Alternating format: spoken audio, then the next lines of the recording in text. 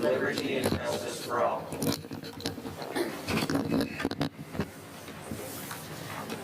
Good evening, everybody. I'll have the clerk please call the roll. Supervisor Fountain? Here. Clerk Chokyu? Here. Treasurer Horning? Here. Trustee Lubetsky? Here. Trustee McMullen? Here.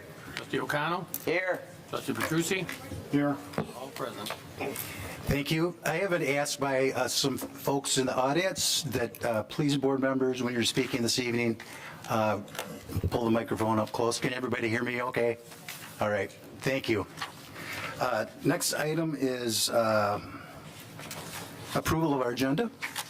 So moved. Support. Motion by trustee O'Connell, support by trustee McMullen. Any discussion? Being none, all those in favor say aye. Aye. Those opposed, nay. Motion carries. We have one call to the public this evening, and that is right now. So if you want to talk about anything that's on here tonight, please, just a couple of things. Raise your hand when you come up. And this is a business meeting. This is important for everybody here in the room. And I just got a couple of things I want to go over. Everybody's going to have 3 minutes. If an issue has already been brought up, just for the sake of time, you don't have to come up and say it again because we're going to be taking notes as we go. So if somebody has already spoken about something that you want to, we've got that written down. Please, no name calling. Let's be professional this evening. I know this is an emotional element, but please, let's all be civil. This is a public meeting. We're all neighbors here in this room, and we truly appreciate it. We do have other business following this segment that will be up first, which is the applicant for a fast food restaurant, Chick-fil-A. We have a meeting after that that's going to continue. We will probably, depending on how this goes, take a 5-minute recess, and then we will convene with that. So just to keep in mind that we do have other business following this presentation. With that, again, please raise your hand. You can come on up and approach the podium and address your name and address, please. And then the other part is, please address the board for any questions tonight, not the applicant. Thank you so much. Correct. Jason Fowler, 10558 Blaine Road. I've been resident for 7 years, and I just want to call it a few things. Of course, you know this is about Chick-fil-A. First and foremost, I'd like to be clear, most of the audience today is not standing in the way of progress, nor is a desire to keep a dilapidated building up, or want to keep Chick-fil-A from building in Heartland. I do want to highlight a few key points. We're skeptical of Chick-fil-A at that location because the traffic in the area is bad now. M59 is getting worse, and the light timing and strategy is ignorant of that intersection. There must be a reason. MDOT does not want an M59 entrance exit, so maybe we should take heed and listen to them, being scared of the traffic issues that that's going to create. M59 has reached its capacity much faster than anticipated, and MDOT did verify that M59 is at capacity. Chairperson Fox admitted traffic was bad now, so bad that he avoids the intersection by cutting through private property to avoid it. At 1 hour and 29 minutes of the planning committee meeting, you can hear him advise residents to do that as well. Not only did he acknowledge traffic's bad, but his recommendation is absolutely ludicrous. It's a direct violation of MCL 257-611, cutting through private property to avoid an intersection or a traffic control light. Why are we being directed to break the law, and why would we have to pass something that would make something bad worse? Chair Fox admitted traffic is bad, he avoids that intersection. Why would we do something to make it worse? That's a fact. As you know, I was part of getting the speed limit on Blaine Road established. During that discussion, we were told Blaine Road was considered an emergency route since there's limited ways to the community south of 59 other than through Blaine. Why risk congesting that, risking citizens and residents if emergency vehicles cannot get through Blaine Road down to the southern neighborhoods? We're asking for due diligence and thought. Our schools were not consulted. This will result in chaos for our students and currently have excessive bus rides and increased bus routes and times. Our sheriff, was he consulted, providing extra resources to deal with the traffic accidents and backups? Let's not be naive. Fishbeck traffic study says that intersection will be increasing from 1,800 cars with Burger King to 2,400. That's garbage. The correct traffic impact review should have 0 cars from Burger King and 2,400 to 3,400 additional cars. Chick-fil-A at the planning meeting said they average 1,700 transactions a day. That's 3,400 trips through that intersection, 1,700 transactions a day. The additional traffic needs to be viewed and determine if the intersection can handle that. Some references if you're curious. Heartland Township Comprehensive Plan Amendment, section on non-residential development policies in subsection 8. Whenever practical, joint access drives and streets will be used in order to avoid unnecessary disruption of natural environment, avoid excess storm drainage, runoff, minimize disruption of existing traffic flow, and provide economical access solutions. The Michigan Municipal League, Planning Commissioner's Handbook, Safety of Vehicular and Pedestrian Circulation. Shared driveways may also be required to reduce the number of access points. A common misconception is that local communities have no input on driveway locations. Although local regulations cannot conflict with the road authority, it can control driveway locations through site plan review process. Businesses are legally entitled to an access to public road. That is correct, but if government determines it will result in significant traffic burden, then exceptions can be made. Neighbors can provide a unique perspective on neighborhood, which may create the need for further study or information to be provided per applicant or gathered before the decision can be made. We listened, you need to listen. We listen to the experts. The emails attached to the Planning Commission guidebook are conspicuously labeled from Troy Langer to Troy Langer, but they're quoting Mike Gorel and Craig Hildenberg from the MDOT. Both engineers at MDOT I spoke to yesterday welcome a traffic study. They encourage a traffic study since our data is extremely outdated. The last time a traffic study has been done was over 15 years ago on that intersection. So this decision is uneducated and not informed. Heartland residents are not against growth, progress, building our community. We are for proper growth, due diligence, research, and the application of common sense. Since we know our community, we ask you to listen to us. We are looking for unwavering support from our elected individuals of the citizens that since we elected you. We need you to hear our voice and address our concerns. Do not be scared of Chick-fil-A. We are not saying no, we are saying not now. You do not have enough information to make an informed decision on the impact that traffic will have. The current data is outdated, and the board needs that additional information to make an informed decision. I'm asking you to pass a resolution to have an independent traffic study done on that intersection on what the increased traffic will do to M59 and Blaine Road. That is the information you need before you pass this. Thank you. Thank you. Thank you. Next, please. Come on up. Okay, I'll go real quick. Good evening. Hi, my name is Michelle Blondeel. I have been a resident of Heartland for 25 years. A little bit about me.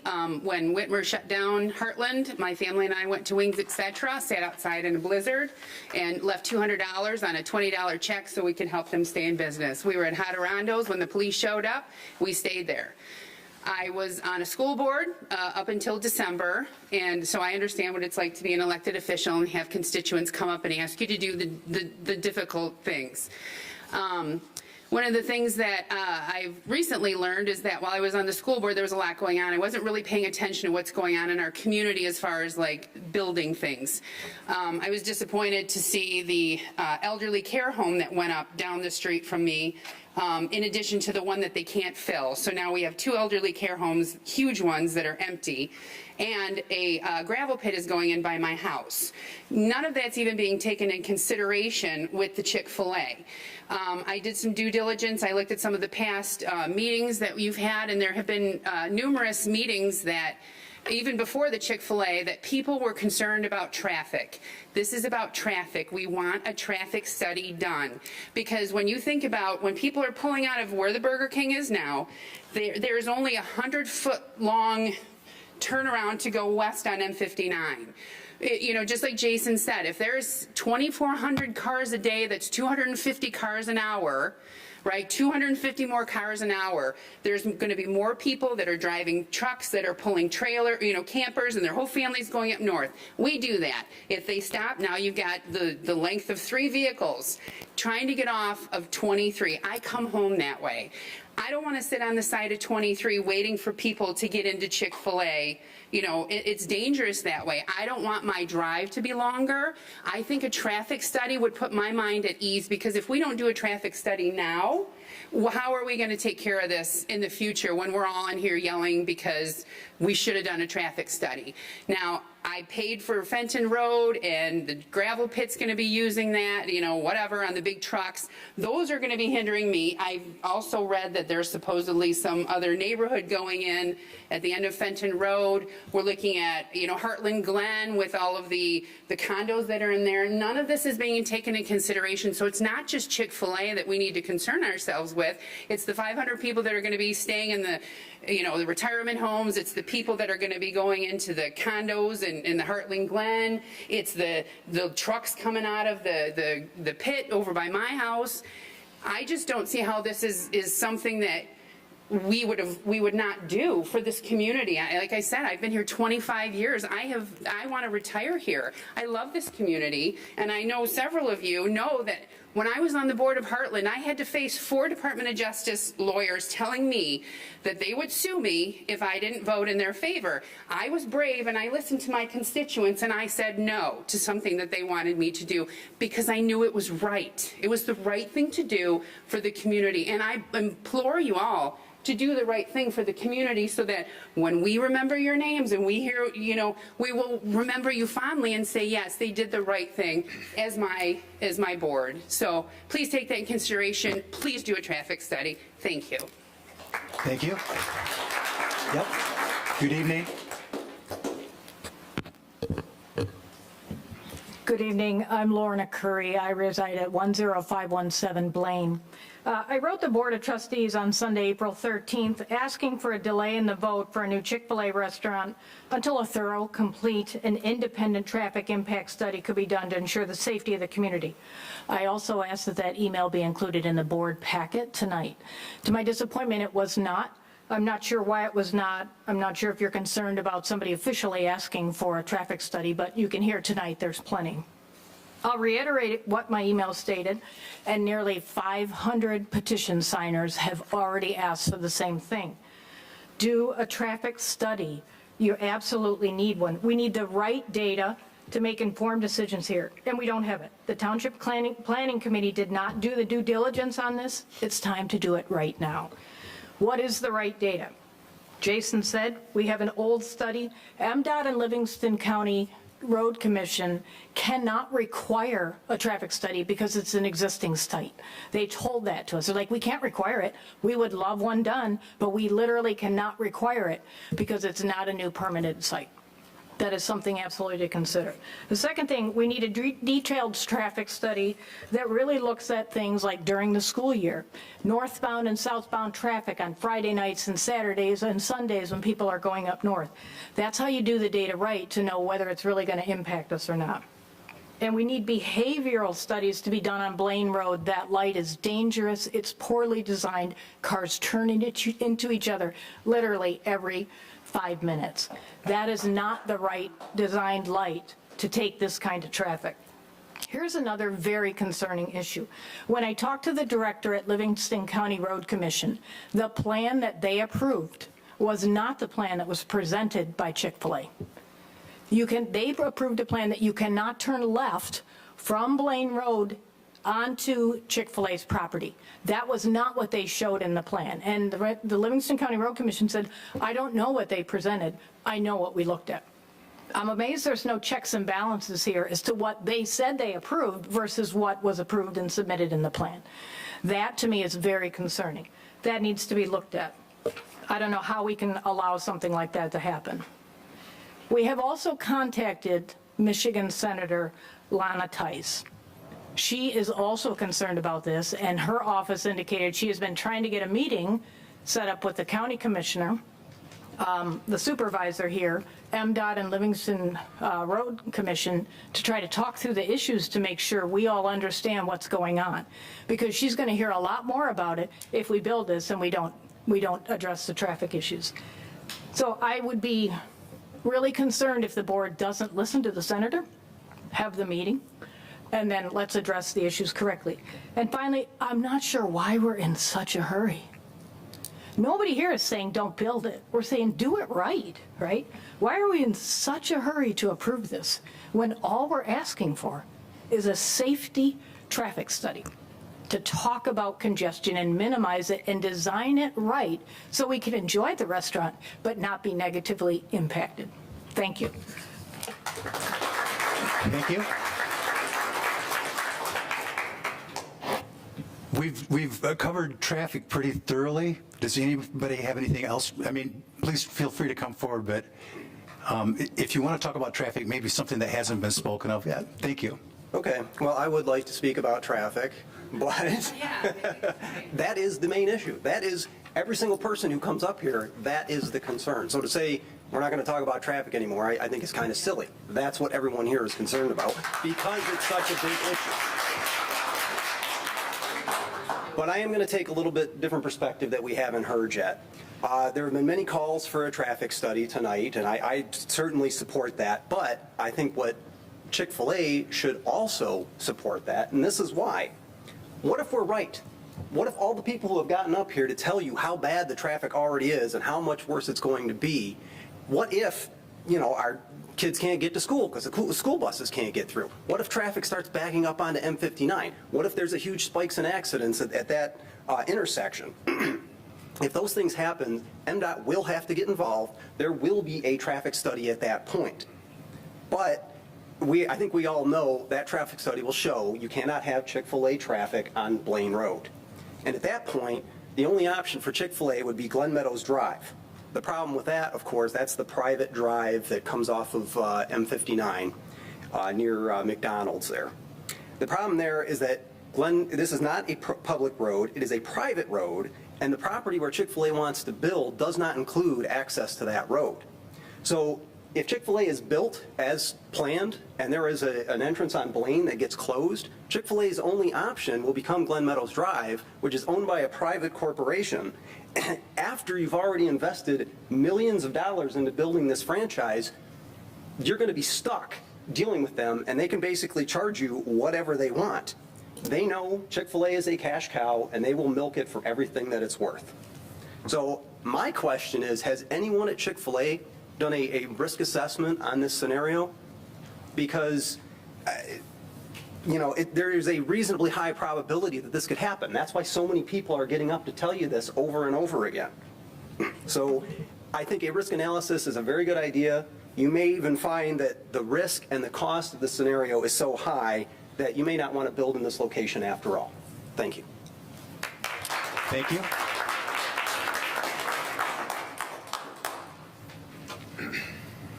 Good evening.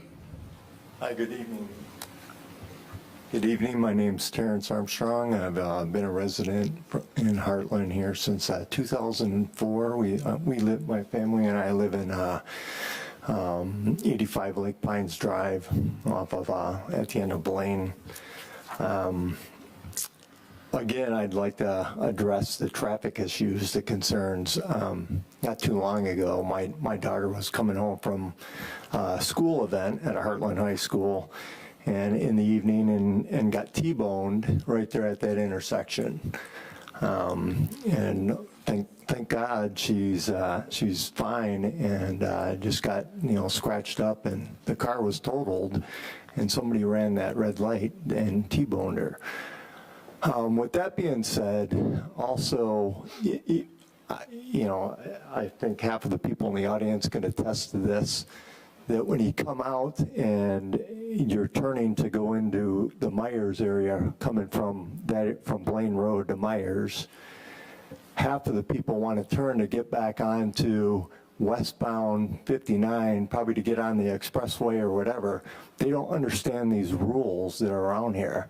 And so with that being said, everybody coming off the freeway to go to Chick-fil-A would probably be doing the same thing, and that's just going to create a gridlock right there. I travel all over the world and all over the United States. I like Chick-fil-A. I love Chick-fil-A. And you can just go to 12 Oaks Mall and see the lineup there. I think a great place, if you could sell it to them, would be over by the Myers area, and there'd be an easy way in, an easy way out. And it would keep, and how great would that for the outsiders to come in to see what else Heartland has to offer these people, because everything's over in that area.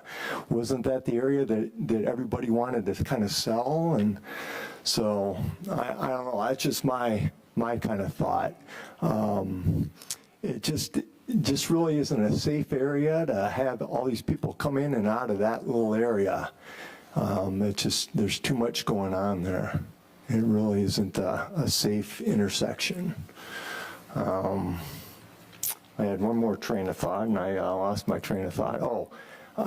So this Easter, on Sunday, when we celebrated with our family, and I was over in Novi, and we happened to be talking, and they said, "Oh, how's the big chicken?" Because that was on the news, and how's that doing? I said, I haven't tried that, but I heard some good things, and I said, believe it or not, they're talking about Chick-fil-A, and they said, oh, really? Oh, great, cool. I said, yeah. And they said, well, where is it going to be? And I told them the intersection, and they couldn't believe it. They said, that's the worst intersection. How is anybody going to get around? And they live in Novi and South Lyon area. They come up to our house for gatherings, and that intersection is the worst intersection, and we lived here for 20 years, and it's only gotten worse, not better. So, thank you. And by the way, I appreciate all your time and your work that you do for the community. My wife works on the library board, and it's a thankless job. So I understand what you do, and I appreciate your time and help. Thank you.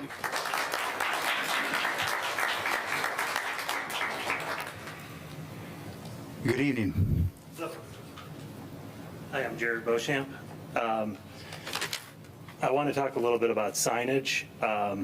Unfortunately, it does relate to the traffic, but at the planning commissions, it was spoke pretty heavily of, well, we're going to be putting up signage, so that's going to kind of manage the traffic better.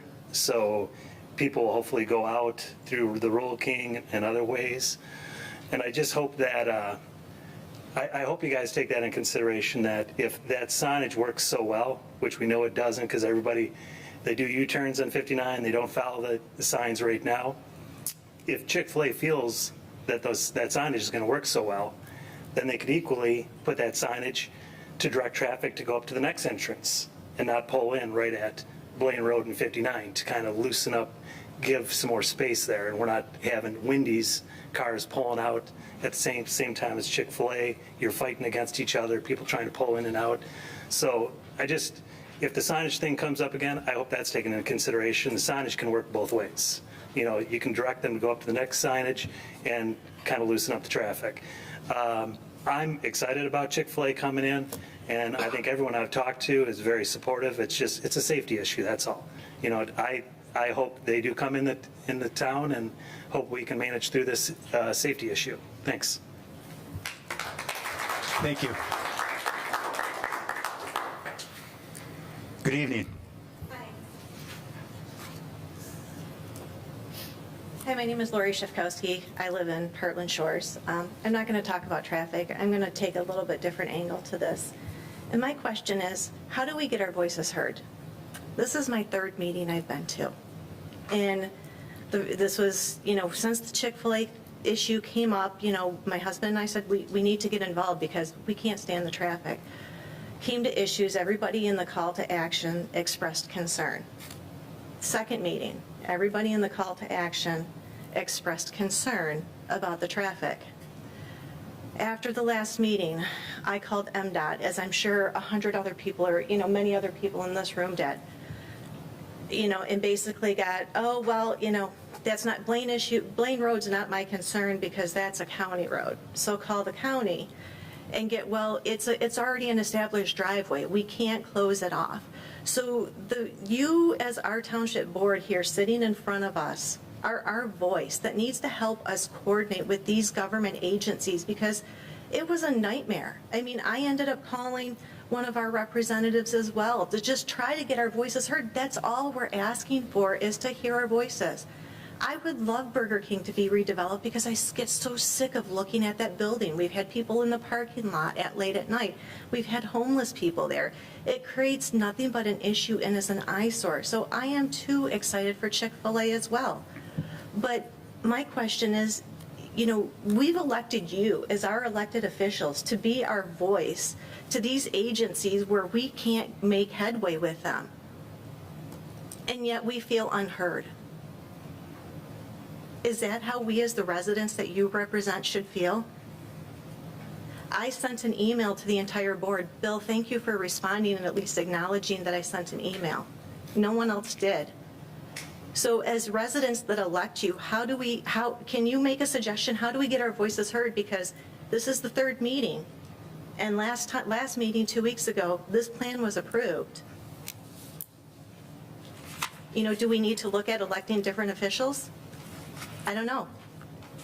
Do we need to look at a different planning commission? I would say yes, after we were told to cut through the Rural King parking lot to avoid the traffic issues, and that was what we were told last meeting. Is that the appropriate answer to your residents that you represent? I guess just a question, you know, and so that's my take on it. None of us here want the traffic. But I'm also really disappointed that after 3 meetings and how many people have expressed our safety concern over the amount of traffic. Just today at 2:35, I believe it was, there was an accident in front of McDonald's. How many days do we see an accident at 59 and Heartland Road? A lot, don't we? We all drive it.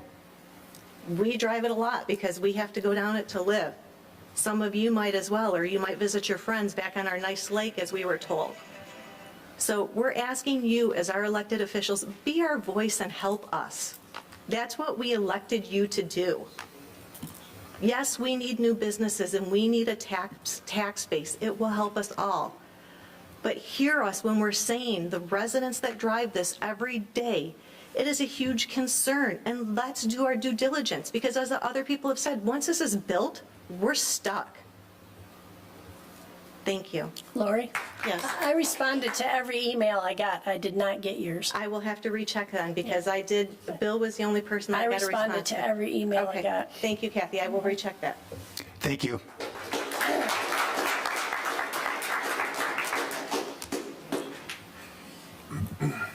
Good evening. Jessica Brooks, 10505 Blaine Road. I sent an email earlier. You guys did acknowledge it, so I do appreciate that. So I'm not going to be redundant from what was already stated in the email, but just some other items. As Lori mentioned, obviously we are, we don't want the dilapidated building at the corner, but what we don't want is to trade one pain point for another pain point that we can't undo. Obviously, our concerns in the beginning is safety and traffic, but it's not just Blaine Road, and I hope you understand that. While a lot of these people here are residents of Blaine Road, this is not just a Blaine Road issue. This is an M59 issue. The proposed area for Chick-fil-A, this would be a moot point if they were considering the Heartland Town Square Mall. As mentioned before, that area was specifically designed for this type of establishment. So you would not be seeing this community sitting here tonight, meeting after meeting, trying to get these traffic concerns addressed if they were being located in that area, which was set up for that type of traffic flow. The Planning Commission seemed to think that the concern was the high volume that we're going to experience during the honeymoon phase, as they called it with Chick-fil-A. That's not our concern as residents, this honeymoon phase. It's the long-term concern. It's a popular establishment. After the honeymoon phase is gone, it's still going to be a popular establishment. The Planning Commission did not do their due diligence to establish whether or not this would be an issue for our roadways. As Jason mentioned, the current design that we have today was done in 2008, and the traffic studies haven't been done since then. So I'm not sure how, at this point, with the amount of growth that Heartland has seen, how anyone could make a decision at this time of how this won't negatively impact our area. We're not looking for anyone on this board to be reactive. We don't want, a township that has to try and solve the problem. We want you to be proactive here. We want you to be investigating and avoiding potential issues that could arise in the near future as a result of developments such as this or ones in the future. And the community here today that you see, we are being proactive. We've addressed this from the very beginning. This isn't an afterthought for us. We're trying to make sure that we don't have these concerns after it's already been done. It's important that the bureaucracy nonsense doesn't outweigh the common sense here. If you told us today that a bank was going in at that corner, again, you wouldn't see us here. The bank doesn't have that kind of draw of traffic in and out. And it's not specific to Chick-fil-A. Any type of establishment that has that type of draw is an issue at that corner. No offense to Chick-fil-A, it's just that's the situation with it. I would encourage you to take the time to possibly reach out to other board members and other communities that have had Chick-fil-A's established to see what maybe they were told was going to be the experience in the area prior to the development versus the reality of what they have been experiencing since it's been developed. From board member to board member, you might find these communities have some insightful information for you of what they thought was going to happen versus what is happening. And it was mentioned, Heartland's not a destination town, it's a pass-through town. People that come in and they're not familiar with our roadways. And between Heartland Road and 59 and Blaine Road and 59, it's confusing. The signs are not obeyed. And now you're only looking to increase this traffic flow of people not in the area. It is a safety concern. It's confusing, and sadly, MDOT has not done anything to help address it whatsoever. We've asked for a flashing yellow light at Blaine Road to try and ease up the confusion when someone's turning left and someone's turning right. They have made no effort whatsoever to try and address that. The desire of the corporations to not supersede the will of our community here, and I hope that you take that into consideration. When I last looked at the petition today at 5 p.m., there was 468 signatures. While all those people are not standing at this podium tonight, they are here in thought and prayer, I'm sure, expressing their concerns for this. Please don't take the petition lightly. It does mean something. I ask that if you cannot say with confidence that this development will not have a negative impact on our roadways, I urge you to wait and make the decision until you have all the data you can obtain to feel comfortable and confident that this is the best for our community. With that, Lauren had mentioned that this petition was created, and I'd like for it to go on record. I don't know if you guys would like or need a copy of this petition in your hand, but it is here and we're willing to distribute it.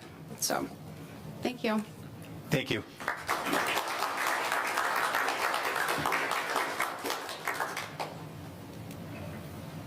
Anybody else this evening? Good evening. Good evening. My name's Chuck Hilger, and my wife and I live on Blaine. So I want to address a different comment about traffic. After one of the early planning commission meetings, I went up and they kept referring to, oh, we don't need a traffic study. So I went up and looked up the ITE, Institute of Traffic Engineers. All these guidelines are published, and perhaps because I have a little insomnia, I'm up with the cat at 3 a.m. reading the guidelines. Have any of you studied the guidelines for volume, traffic impact? Because my interpretation of the data, of the guidelines indicate even the residential on all the apartments that you approved, we're pushing that. And that's not even talking about any of the additional commercial traffic. So how can you not really insist, as everyone here is demanding, a traffic study? Look at the guidelines, please. The second thing I'd like to say is there was two really important, with Jason, I'm sorry, the other lady, that had a lot of key points. As a board, will you take those points and go through them? Because that's the feedback you're hearing from your community here, your community. So Jason, the work that he put into that and others, who's going to go through that and respond to our concerns. And I applaud them for the detail that they put into this. So my question to you, will you take and do a thorough review of what the community is inputting to you? Yes or no? That's my question. Yes or no? He's got the document. He'll send it to you. Yes or no? Well, I guess I got my answer. We have our answer. Thank you.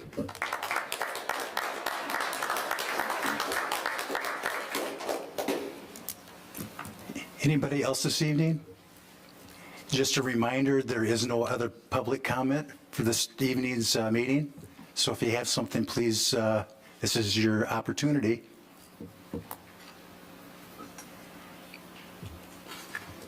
I don't see anybody raising their hand.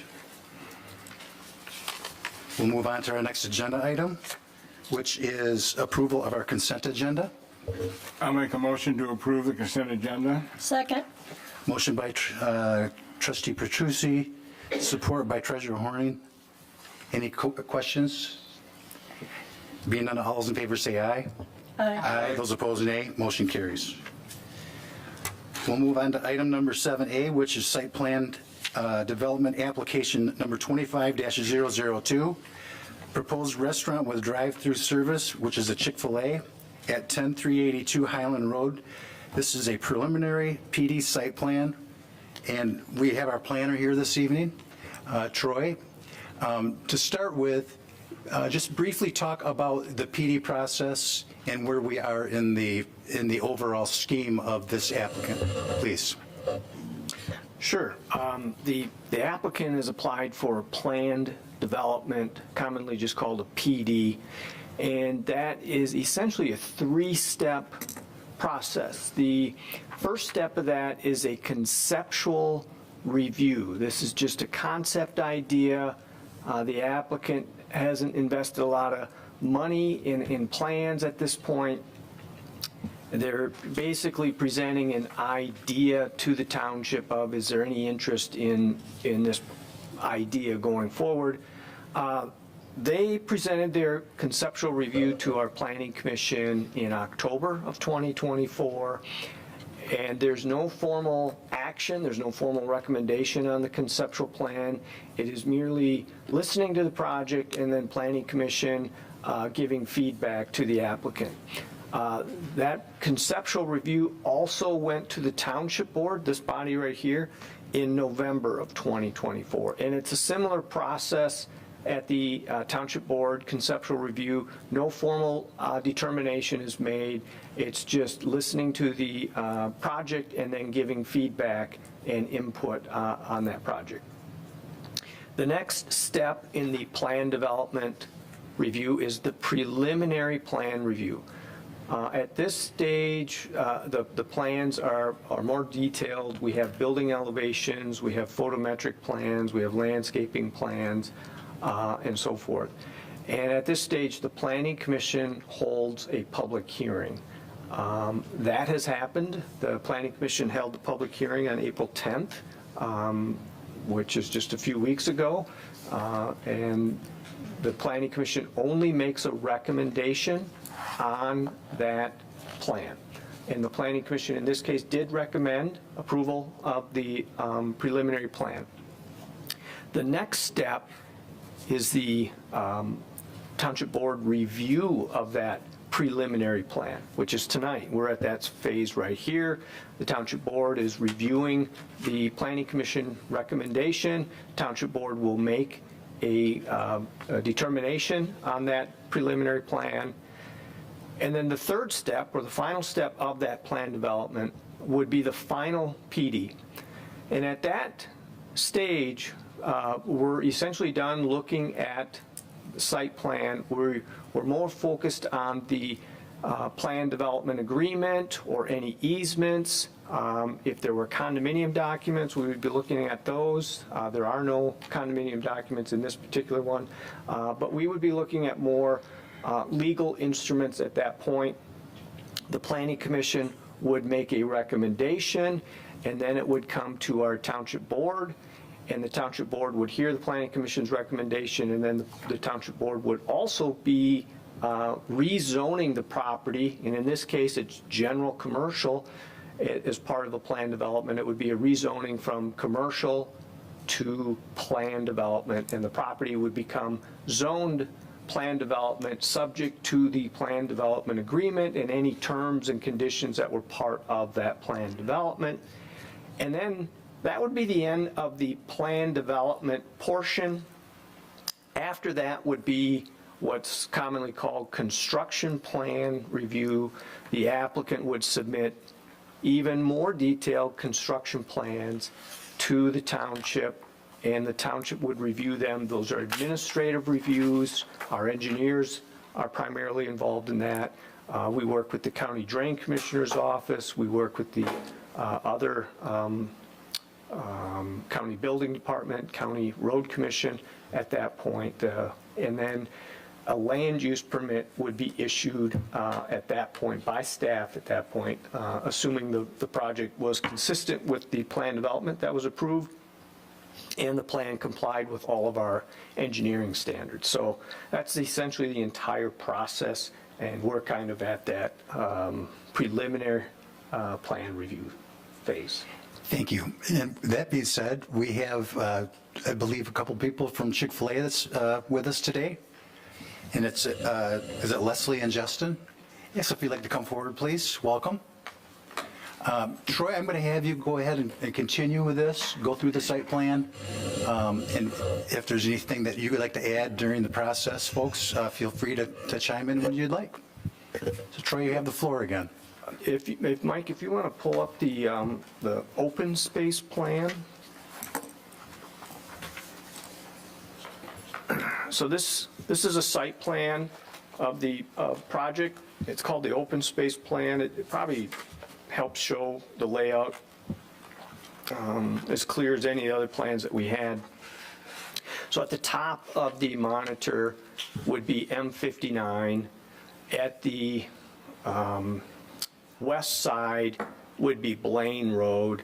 At the east side would be Glen Meadows Drive. And somebody pointed out that, and they're correct, that is a private road over there. Blaine is a public road, part of the county road commission's jurisdiction. MDOT would have jurisdiction on M59 up there. So the applicant is proposing, there's been some confusion that maybe MDOT's requiring it. No, the applicant is proposing to close their access to M59. And so they would be closing that access. They would be installing a sidewalk to fill the gap up there where that access exists. They would tear down the entire existing structure, the Burger King structure. They basically redevelop this site. And they have proposed on there a new building of about 5,200 square feet with a drive-through lane that actually has its 2 lanes side by side, which provides stacking for 44 vehicles. And then they also have off-street parking. They have a total of 52 off-street parking spaces. And then they have the Blaine Road access, which currently exists. And then they have the connection to the south. This is an inner property connection to where Rural King and Noble Appliance are. That currently exists, and that would remain, and they're not proposing to eliminate that. There was some comments on the Blaine Road that the Road Commission had approved or saw a different plan. We had numerous conversations with the Road Commission about altering that Blaine Road access, and so we've sent numerous plans to the Road Commission. At this point, it's my understanding nothing is approved. We aren't far enough along to approve anything at this point. So, but we've had numerous plans that we've sent to the Road Commission to have discussions with them. Some of this is probably Chick-fil-A's hearing for the first time, because we send stuff out to the Road Commission and have those discussions about, could we do this, could we modify that? Ultimately, no changes are shown on this plan. The Planning Commission did put a condition on the approval on that Blaine Road access to temporarily close that for the first 30 days that this project would be open. So a condition of the preliminary plan approval, that's a recommendation, is to temporarily close the Blaine Road access there. And I'd be happy to get into more details on it, but essentially this is the layout of that. Our goal is to get enough stacking to make sure it's all completely on site. The other Chick-fil-A restaurants that we looked at in the state were Okemos has a Chick-fil-A, west side of Lansing had a Chick-fil-A, Kalamazoo, there's a Chick-fil-A, we examined that one. In the Grand Rapids area, it's a suburb of Grand Rapids, I'm drawing a blank on the name, it's in the south side on, just south of M6. I'm sorry? Kentwood.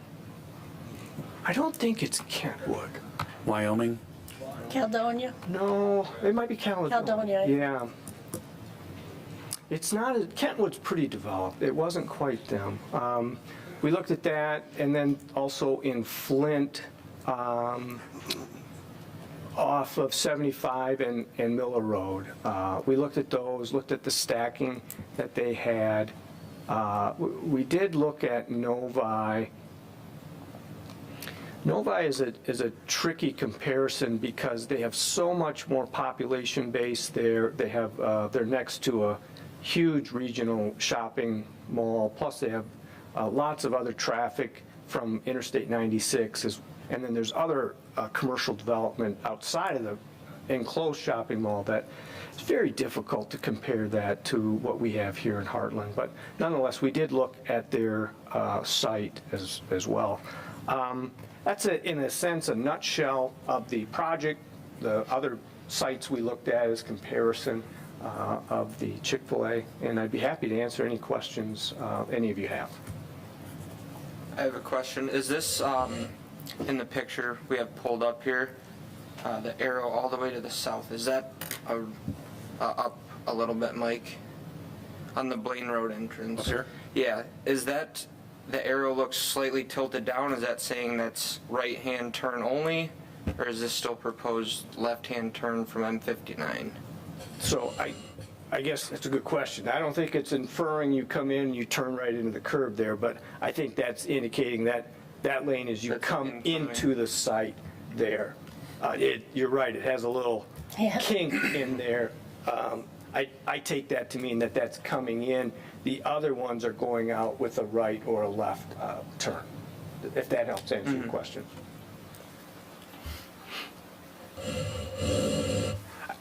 Good evening. I do have a question on that was brought up this evening on Glen Meadows Drive. That's an access that was stated this evening that it's a private drive. Do you have access to that? We do not. So if you're looking at the screen, what's in gray is the property of the Burger King, and just outside of that black line to the curb of Glen Meadows is property not owned by the Burger King site. So it's a separate parcel. And then there's the sign for Rural King on that parcel as well. So I was looking at access. Do you have the use of that road? We do not have the rights to connect to that road through another property. Maybe ask it maybe a different way.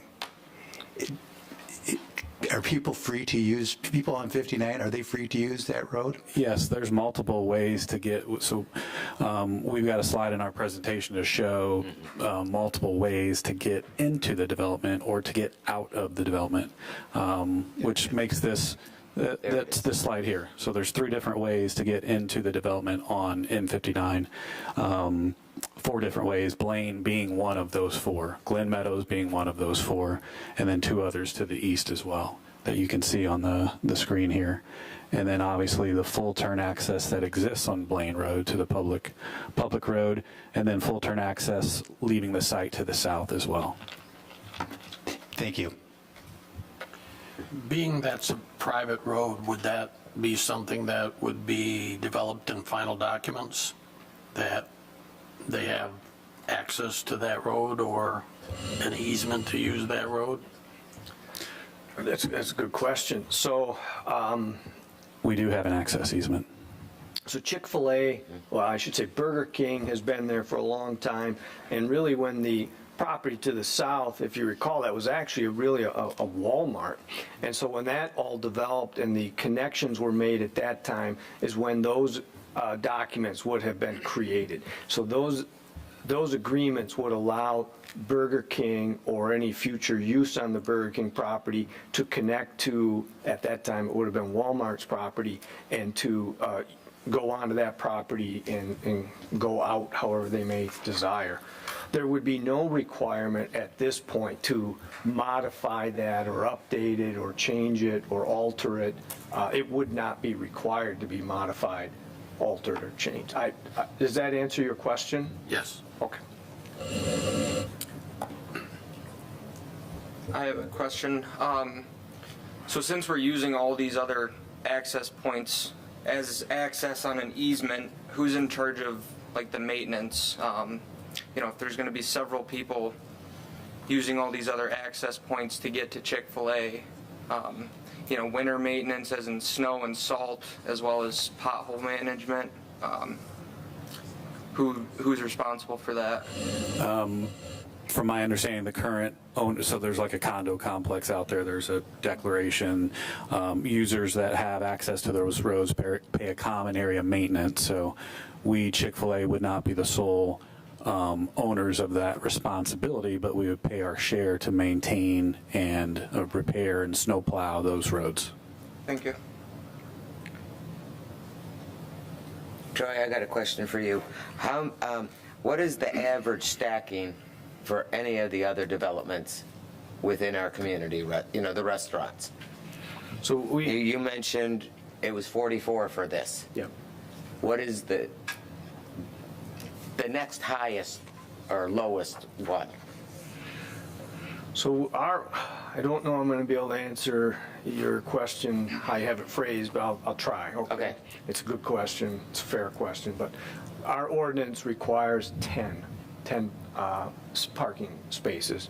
Most of the restaurants we have would either provide the 10 or might have a few more than that. Okay. I don't know of anybody that's in the 15 to 20 range. Okay. But I'm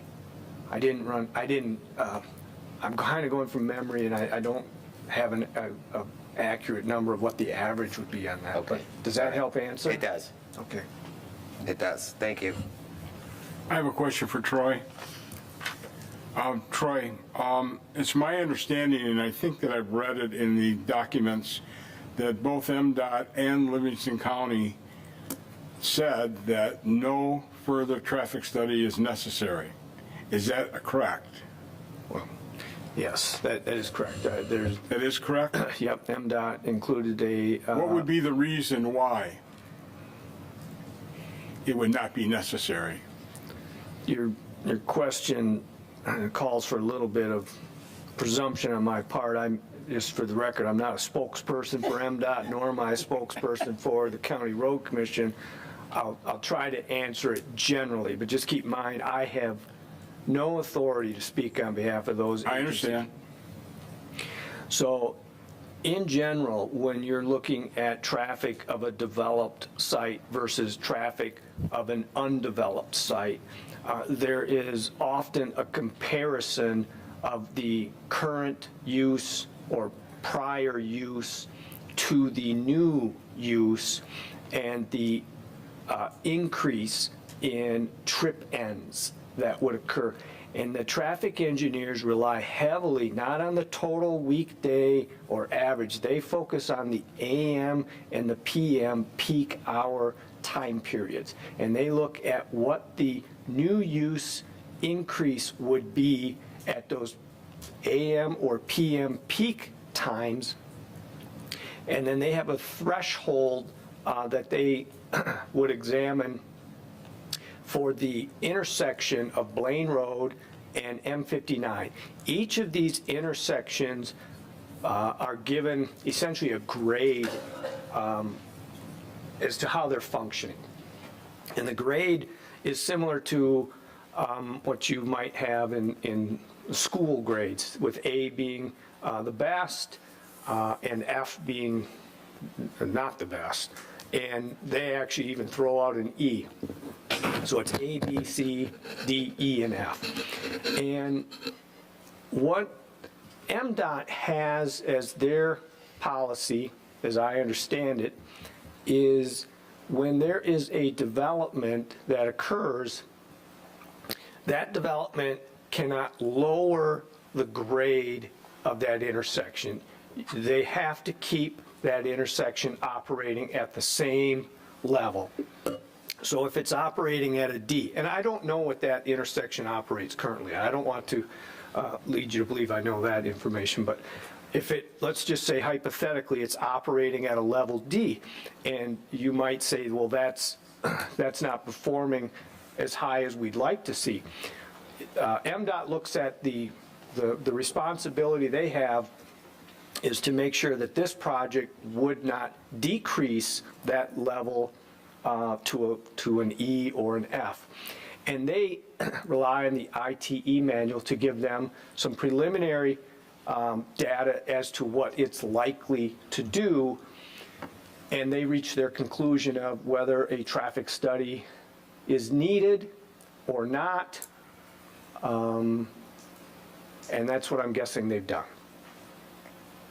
Did I answer your question, or did I just ramble a little? Well, no, you kind of answered it. I can add to that with my own opinion.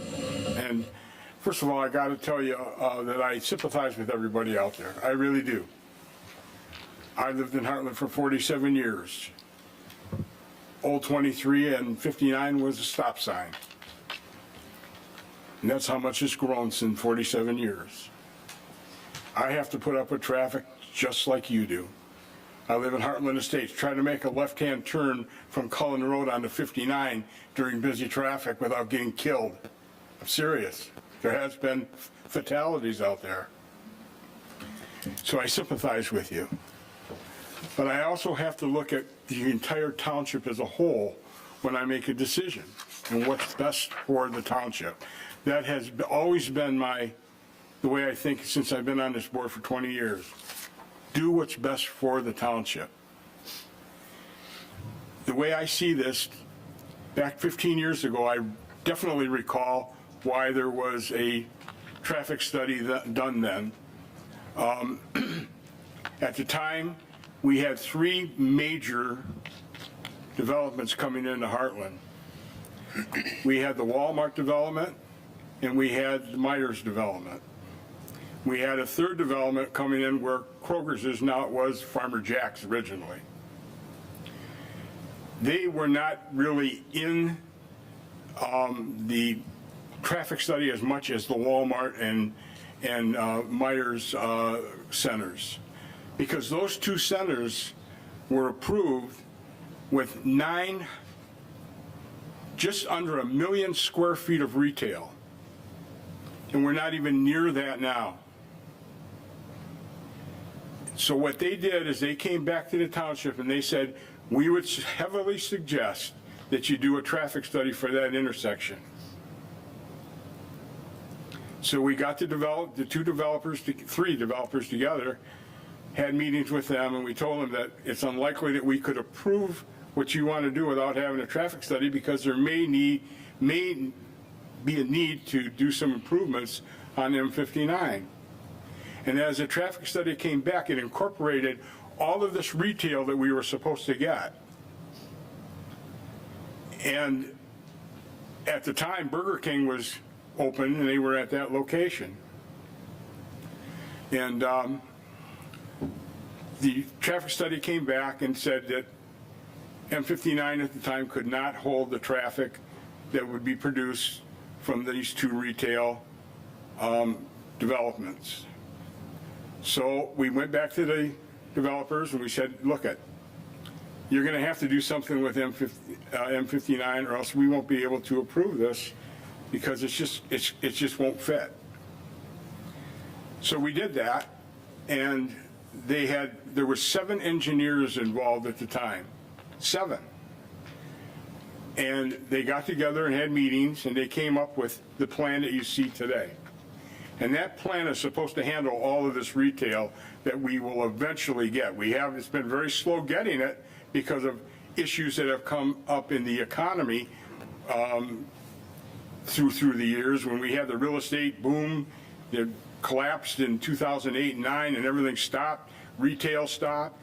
Then we had COVID hit. Everything stopped. And retail businesses no longer like to build buildings anymore. Everything's done on the internet. You see them closing everywhere. So retail is really on the down right now, downside. So the development of those 2 properties has been very, very slow. We're starting to see a little bit now.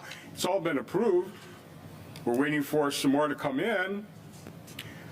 But my point is that when these 2 developers, they paid for all that widening, the developers did. It was a $12 million bill.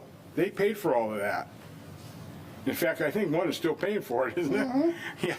So the point that I'm trying to make is that at that location was a Burger King. It is the same type of business that Chick-fil-A is. It is. It is a, wait. Now let me finish. Let me finish. Look at, let's all act like adults here. Let me finish, all right? It is a fast food restaurant. When MDOT looked at that request, they saw another fast food restaurant coming in. They didn't say it was Chick-fil-A. They didn't say it was someone else. They said it was a fast food restaurant, and that's what they look at, is a fast food restaurant. The real problem here is not the traffic, because we know we got bad traffic. We all have it. You can go to anybody in Heartland, and they'll complain about the traffic. You can go to anybody in Brighton, and they'll complain about it on Grand River. Go to Pinckney and Hamburg, they'll complain about M36. Everybody's got traffic problems. But the real issue here is that Chick-fil-A, because they're a premium type fast food restaurant, a premium that serves premium food that a lot of people like, is going to create a lot of traffic. That's really the issue. And the problem that this board has is, how do you deny that when there was a fast food restaurant already there? If you deny Chick-fil-A, you could end up in litigation because you're discriminating against the same type of restaurant that was there previously. Do not deny. And that's the position that we're in here. Ask for more info. Troy, if I'm wrong, please interrupt me and tell me that I'm wrong. Well, there's so in general, the ITE manual outlines different land uses. It's very similar to our zoning ordinance that outlines land uses. We don't have the ability to discriminate and pick, for example, Chick-fil-A, and only look at traffic that other Chick-fil-A's generate and make a determination of, does Chick-fil-A generate more traffic than a Burger King, and then make binding decisions off of that logic. The ITE manual does not discriminate on businesses. They treat all similar uses in the same way. They have categories that break it down based on, and you use which category most closely fits what you're looking at. And so your comment is about Burger King is a fast food restaurant, Chick-fil-A is a fast food restaurant. So yes, the ITE manual would treat those two the same. That's how traffic engineering, that's how land use, zoning, and planning work. And I don't know if that's helping to your question or not, but the residents certainly have concerns. They view it differently. but I'll just share that. We all have concerns. I go through that intersection all the time, and I don't want to go through all the traffic, but I have to deal with it. Sorry, I got to deal with it, and I do. Can I get these pictures? Can I get this? These are the emails from the planning commission. This is where they say it's not required. There's a difference between required and recommended or suggested. So those are just from the planning. But Troy, I see in the packet that it has a trip, what was it? Hold on, give it back up a page or two. A technical memo from Fishbeck. And on the, I don't know, third page, fourth page, it has the comparisons for the trip generation. And it's in the packet. Would you be able to find that? That was on page 148 in the packet. Yep. I'm ready.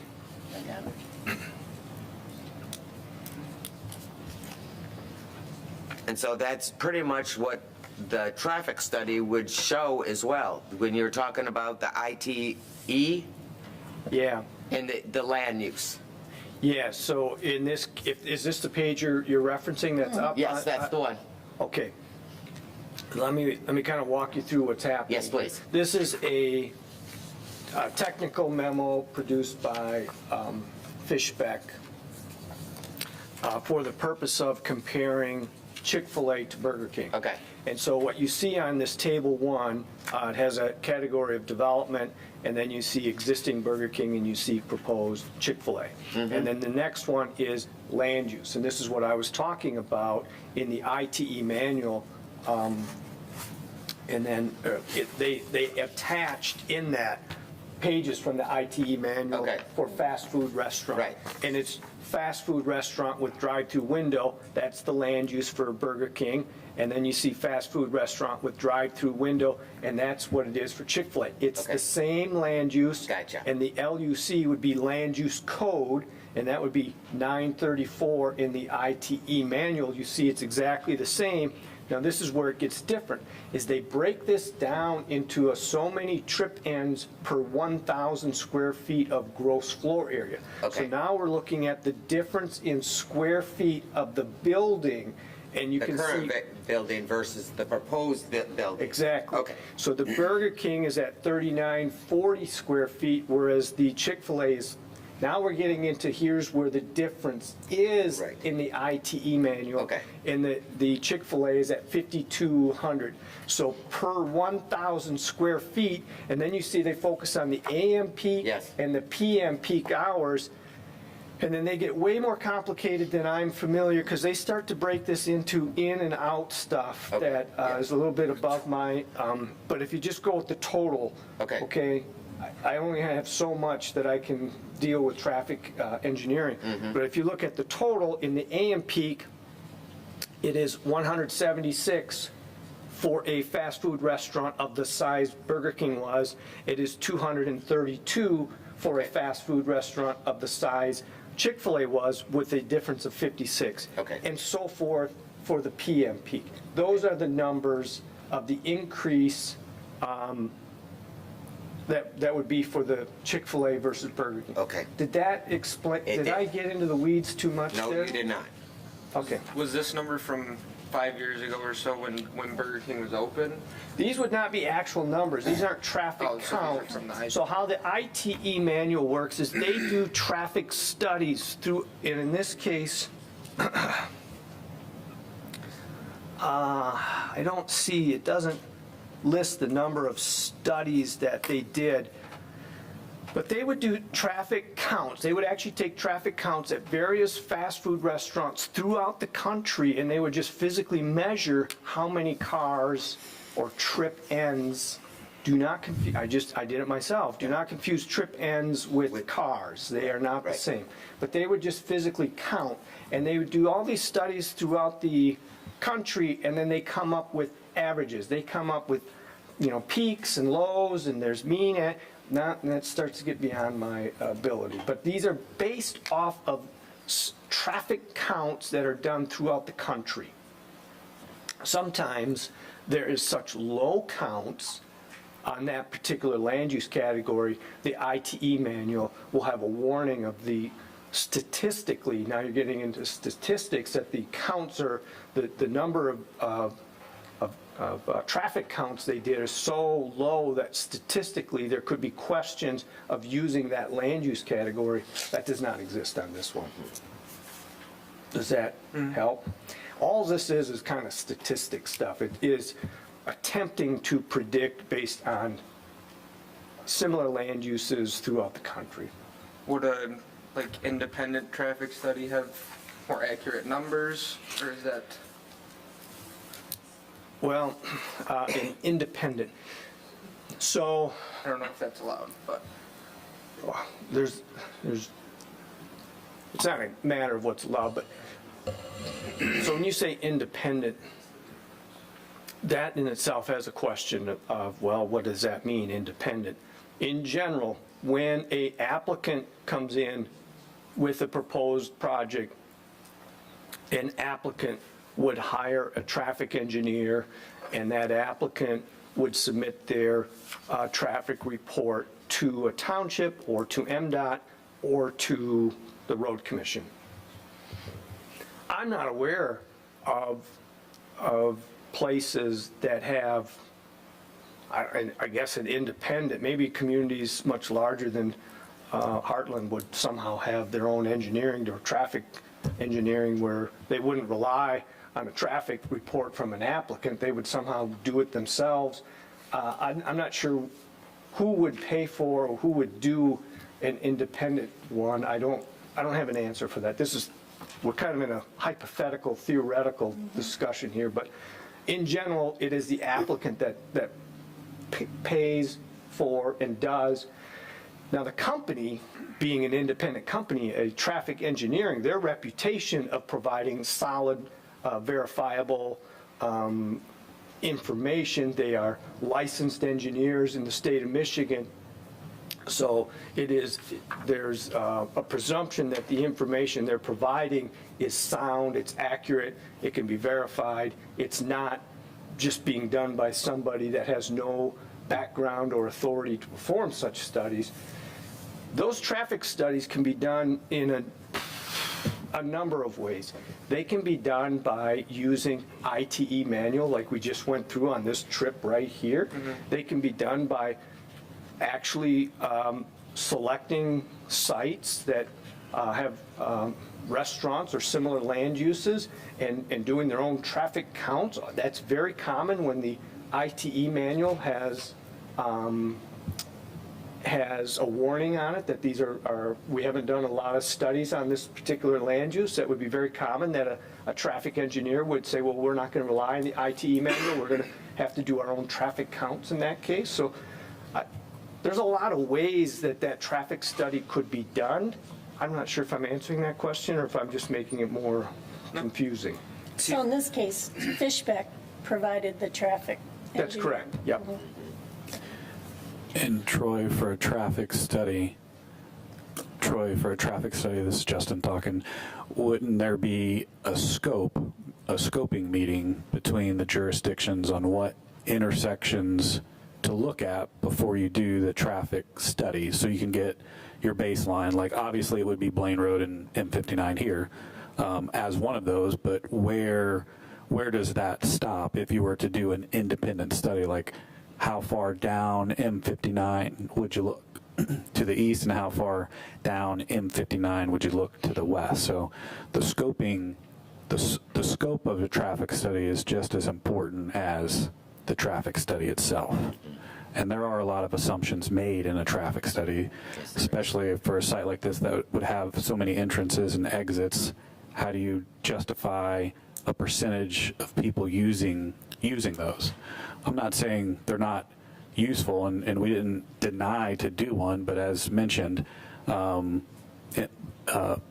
didn't require one, and Livingston County didn't require one. So we heard the residents, and I spoke to both DOT rep Craig and then Livingston County rep Mike, and just heard the residents and wanted to explain the situations and see if there was anything that could be done. Because what we heard at the Planning Commission is, man, if we could just have the same timing we had when Walmart was here, Right. that would be better. So that was the discussion I had with Craig Heidelberg and said, can you look at the timing here? This is a concern for the residents, and, coming into the community, hopefully, this will be a concern for us as well, because we want our guests to be able to have a good, safe way to come in and out of using our restaurants, because if you have a bad experience, you're not going to come back. And what makes a restaurant tick is repeat customers. So good conversation with Craig. He said he's going to look into the timing at Blaine Road and M59 and see what can be done. How, what is the timing now? I explained what we heard at the Planning Commission, that the residents said, hey, 3 to 4 cars can turn right onto M59 at the most when there's a light, because there's 2 lanes trying to either turn southbound on Blaine Road or do a U-turn to head back M59. So I said, can you look at that? And he recognized that yeah, there's a lot of movements right there. So he's looking at that. I followed up with an email, just memorializing the conversation. He received the email. He said he's looking into it. So there's a lot of passion in this room. There's passion from the board. There's passion from the residents.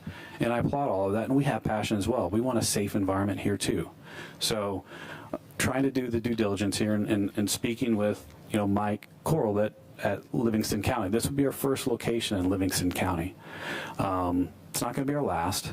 We're looking at all kinds of sites. We're negotiating a deal just down in 59 in White Lake. We're looking up in Fenton. We're looking in Brighton. We're looking at New Hudson. Like, there's going to be more Chick-fil-A's. And what we talked about, the honeymoon period, there's a pent-up demand for people that just don't have easy access to it right now. The closest open location is Novi. Yep. So, we get it. We get that we're going to be busier than Burger King, and we want to do the right thing. And 2 points of ingress and egress to our sites is vitally important to us.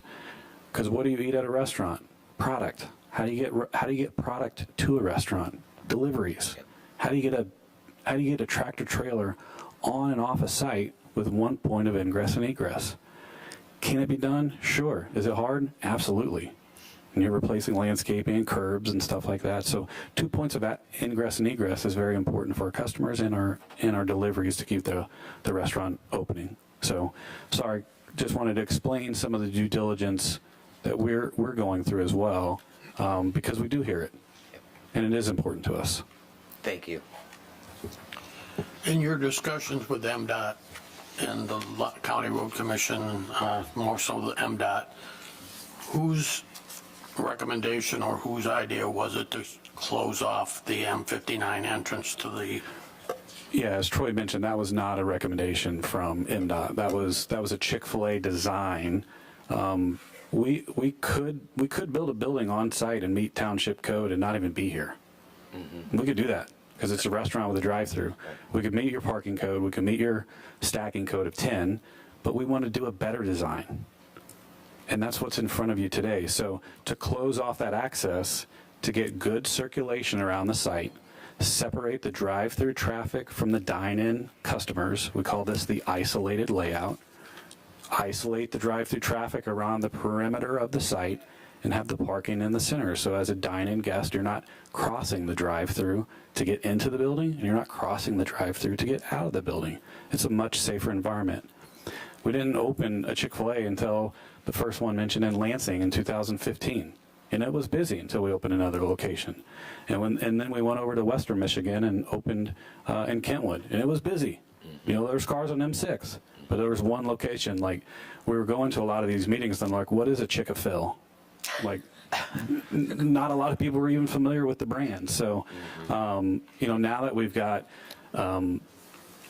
15 restaurants open in the eastern side of the state, like, it's a different look than it was when we opened at Novi in June of 2020.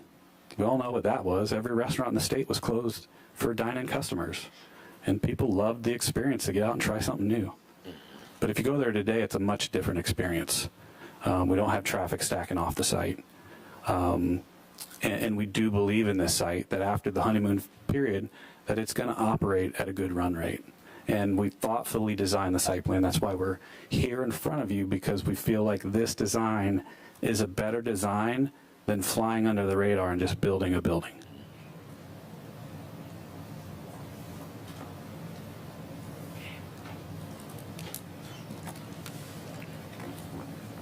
So to answer your question, we made that decision to close off M59 access. Did you hear that clear? He mentioned that they made the decision. Yes. Okay. Bill, I just wanted to mention to the gentleman that asked about the yes or no answer, the reason why we didn't answer you is because we wanted to hear this first.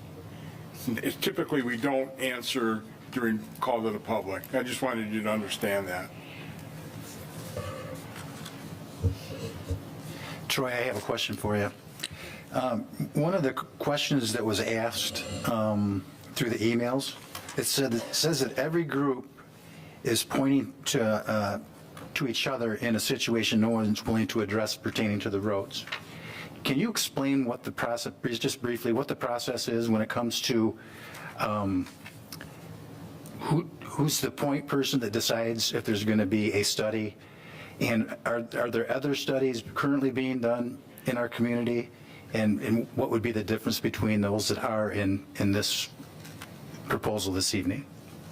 I'm presuming in that question that it's talking about the relationship with Heartland Township and the Livingston County Road Commission and MDOT, and Heartland Township taking a position of we don't have jurisdiction over the county roads, and we don't have jurisdiction over MDOT roads, and then MDOT saying it's the township's position to require this or require that, and the county road commission kind of saying something similar. I'm presuming that's what the question you're asking is about.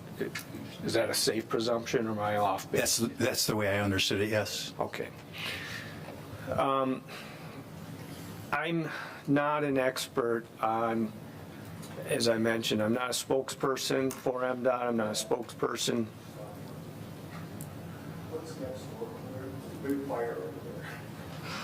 That's a private residence over there. They're burning the yard, I saw them. Thank you. Okay. Have Scott go ahead and take a look at it. I'm not a spokesperson for MDOT, or I'm not a spokesperson for the County Road Commission, so I cannot speak as to what their legal authority is, and what they can and can't do. However, at the early stages, at the conceptual stages of these projects, we, not the applicant, we reach out to MDOT, we reach out to the Road Commission, and we have discussions with them about those things.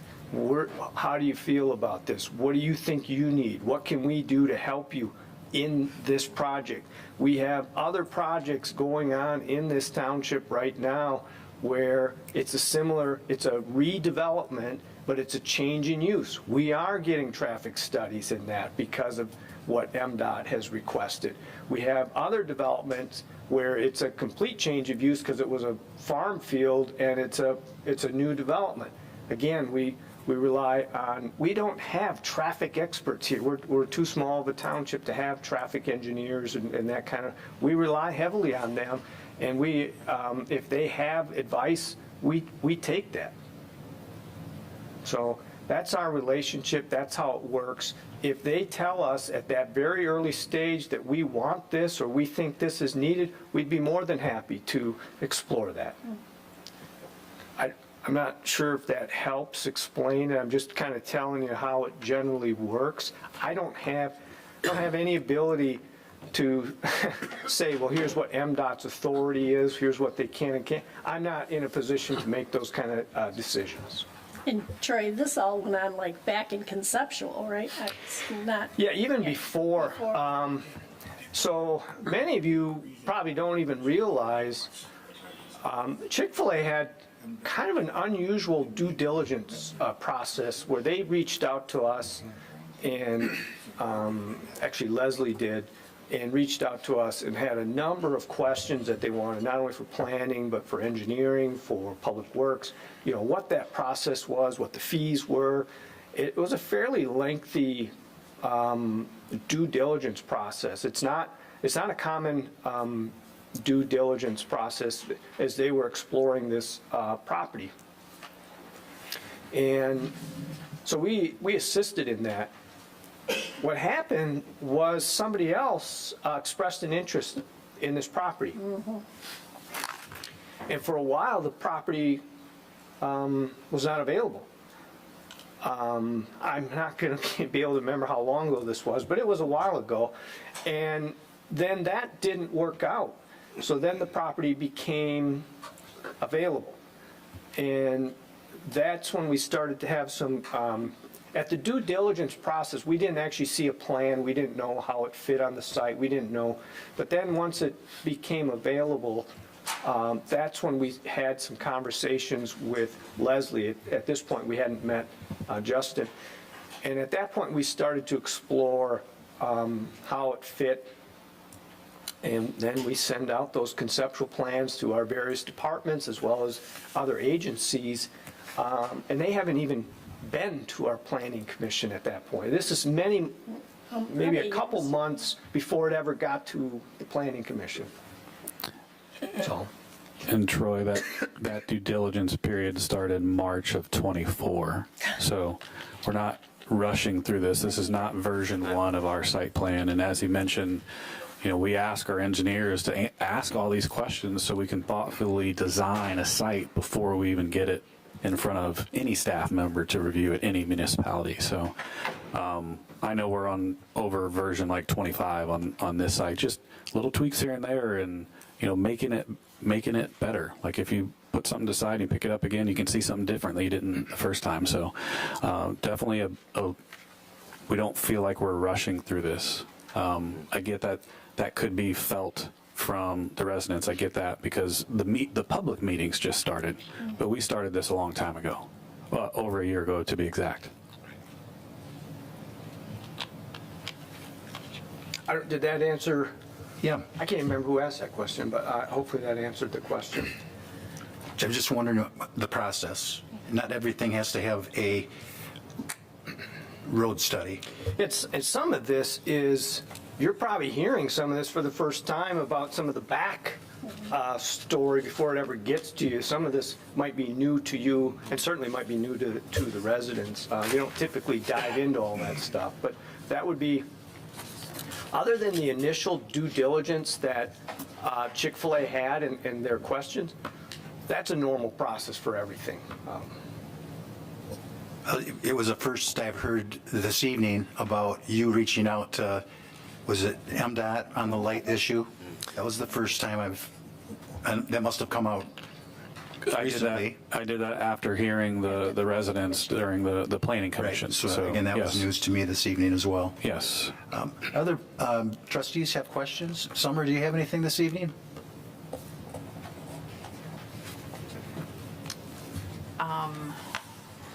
I do, and it's a concern of mine, and I think it also involves the safety, is the excess plantings around the property for clear line of sight. I would propose, reducing that by 2/3 to 75%. Could you please pull up on the site plan? The landscape. And Summer, if you could just kind of point out, are they on this site itself or are they on the neighboring site? No, it's a landscape plan. Okay. I know that they, the last meeting, they said that they were going to clear out some of the other ones because they couldn't place all 47 trees. That, for two things. I mean, safety, we don't want people living in the trees or mini forests that we have growing around here. And also the line of sight, for traveling around when these, trees and landscapings get larger, they're going to be overgrown and everything else. And like we've seen with some of the other properties around here, I think that would also be a good safety measure. Plus, it also keeps the buildings nice and tidy. I know we have reduced some of the landscape ordinances, but I just don't think it's enough, especially with all of the excess plantings around here and what we've seen with other developments in the community, how it's not being kept up, and they look kind of, disheveled and ratty and, unmaintained. So let's correct it at the beginning. And also with this being a corner, I know that they don't have any plantings on the MDOT section, which is good, but also reduce some of the others so people can see there's a driveway to the, east of it, so they don't have to, try and find their way down Blaine Road, that they can actually see these driveways to get into the businesses.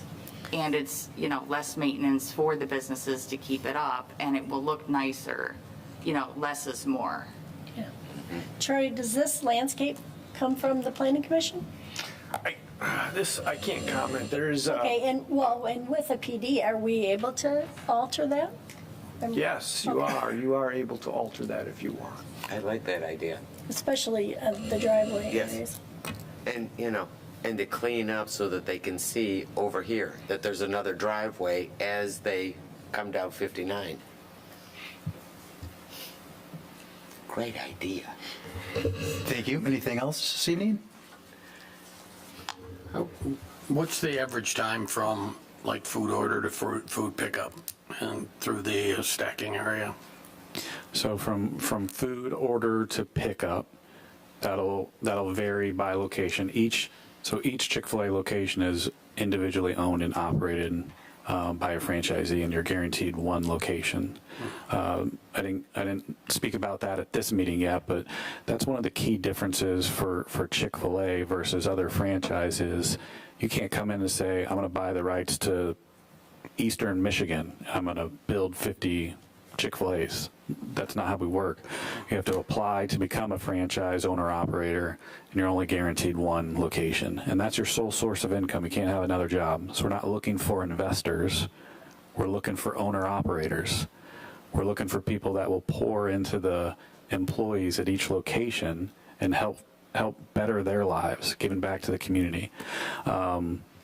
So I say all that to say we don't have a franchisee selected because this isn't a project yet. We typically select them right around construction start. That franchisee could be sitting in this room. It could be one of the residents. If this is your sole source of income, the last thing that you're going to want to have happen is your customers having a tough time getting to and from the site, and traffic congestion and causing issues. So I just wanted to highlight how Chick-fil-A is different from a franchise model than others. So to get back to your question, what is the average time frame? We've got suggestions for the franchisees. They're trying to get a goal of 90 to 120 seconds from order to pickup.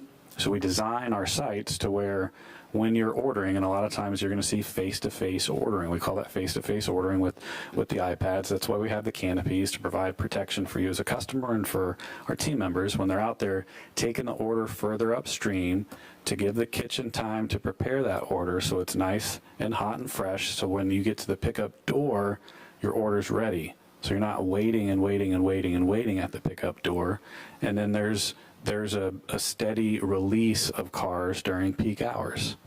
And does that answer your question? What is time frame? Kind of like trying to get through that process to figure out you've got 46 spots for stacking. If you were to get into a situation of 60 or 70 cars for some reason, you would be stacked up out into the service drive on the Rural King lot.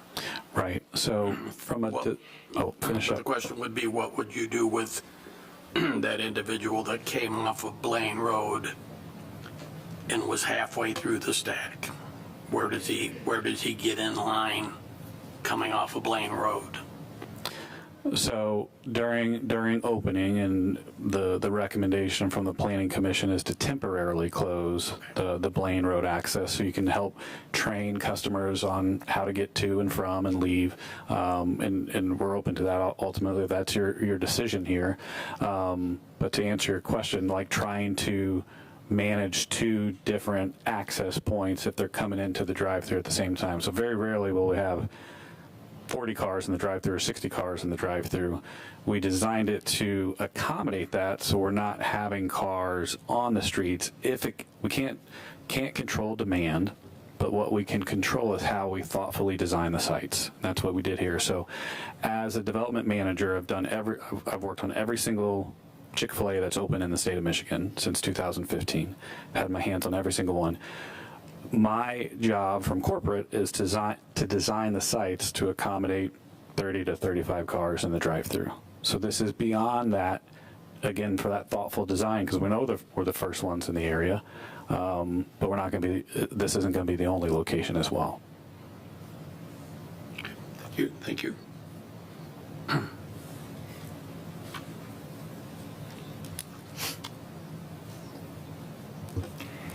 Board members have any other questions? Brett, do you have anything else this evening? I did have a couple more questions just about the signage. In the planning commission, or the planning meeting, Right there. Okay, so maybe do you know exactly what the ABCD signs are? Or? So, not off the top of my head, but essentially, we are trying, through the PD, we have some ability to vary from the sign ordinance.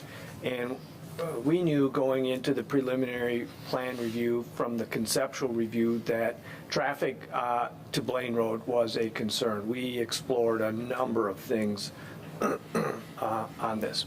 One of the goals was to have some off-site signs onto the Rural King and Noble Appliance property, which are intended as traffic directional signs so that you would have the traffic go south from Chick-fil-A to that inner ring road and then go east. And then once you go east, there are a number of outlets to go north up to M59.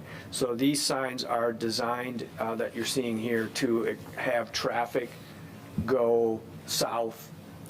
Is it going to be 100% effective? Probably not. But the goal is that hopefully we'll get some of that traffic, so we're reducing the impact on Blaine Road. And then the other goal was their monument sign. They have a proposed monument sign that would be up along M59, and the goal was to have that set as far east as reasonably practicable. So there's an existing sign for the development to the south there, so we had to be aware that we weren't blocking that one. But nonetheless, the goal was to encourage drivers that would drive past that sign and then come in on the private road to the east of this and come in ultimately through the south. Can Chick-fil-A not add on, like, you know, have a placard on the existing sign that's already there because it's part of the different development? It's on a different property and it's part of a different development. So, and those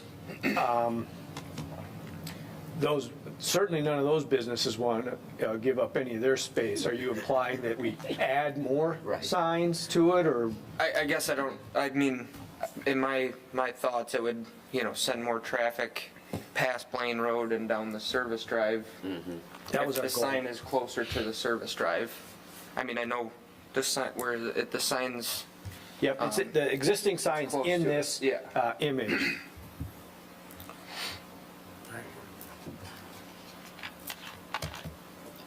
Do you want me to walk through the letters and what those mean? So let's just start with A. So basically, this is a split screen, okay? Right? So you've got the aerial on your left with the A, B, C, and D, and then on the right side of the screen is a depiction of what those signs would be. So the left is just showing where they go, and the right is a depiction of what they would be. And again, this is in response to the very first meeting that we had and heard that there were some traffic concerns. So hearing the residents and what can we do to try to improve the situation, and this is a result of that. So sign A is at the exit of our property towards the south. It's actually off of our property. We got approval from Rural King to do some of these signs off property through Troy's recommendation after hearing from the residents. Off-premise signs aren't typically allowed, but again, trying to help traffic flow here. So A is a stop sign, and then below that you see the word exit, and then there'll be an arrow pointing to the left to encourage you to exit to the left and go eastbound on the ring road. Sign B is coming in off of Glen Meadows. Again, we thoughtfully put the freestanding sign as far east as we could without blocking the existing sign. And this goes back to the point earlier, we don't have rights to Glen Meadows because they kept a piece of property along Glen Meadows, so they don't have an off-premise sign. It's part of their property. But we put the freestanding sign as close to that as possible to help encourage people to pass by the site. Personally, every time I've been, I've passed by the site. I get the residents don't do that because they live on Blaine Road. I get that.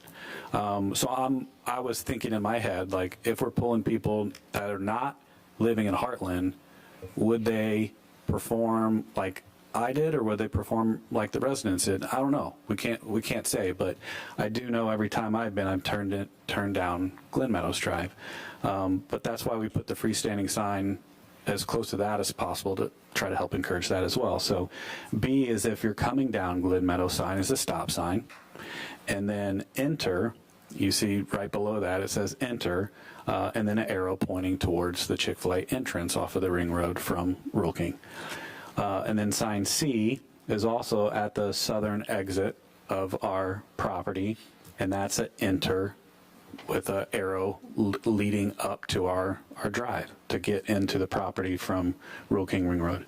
And then the last one is D, and you can see D is on our property, and it's exit to M59, and the arrow is pointing left as well. So trying to encourage our on-site traffic to use that southern access point to enter and exit. So it's trying to educate the customers as they first come, what is their path of into and out of the Chick-fil-A parcel. So right from the beginning, you're trying to push the traffic away from Blaine Road. Yes, trying to train habits, if you will. Right. Internally, so just a question, where the dumpsters will be, is there opposition to putting a sign, just a little bit south of that saying, no left turn on Blaine Road? I mean, I'm not opposed to that. I guess the only people that would probably turn left would be the residents that live down there. So if we're saying don't turn left. I'm saying if someone's coming from M59 going down Blaine Road to turn left into Chick-fil-A. Oh, you're wanting to prohibit left turn ins to Chick-fil-A? Yes, I'm asking if that's possible, or what your thoughts are on it.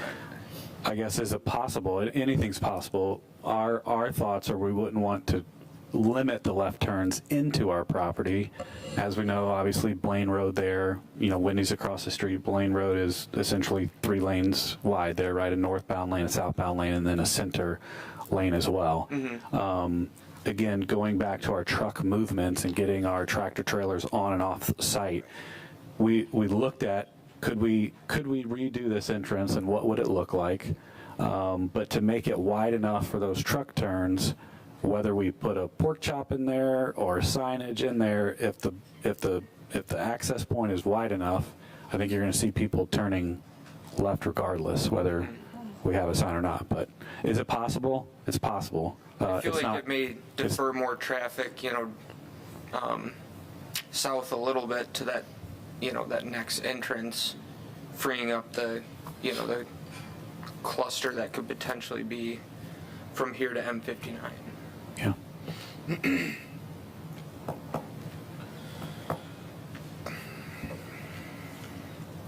Bill, I have a question for Mike, if you don't mind. Sure, go ahead. Mike,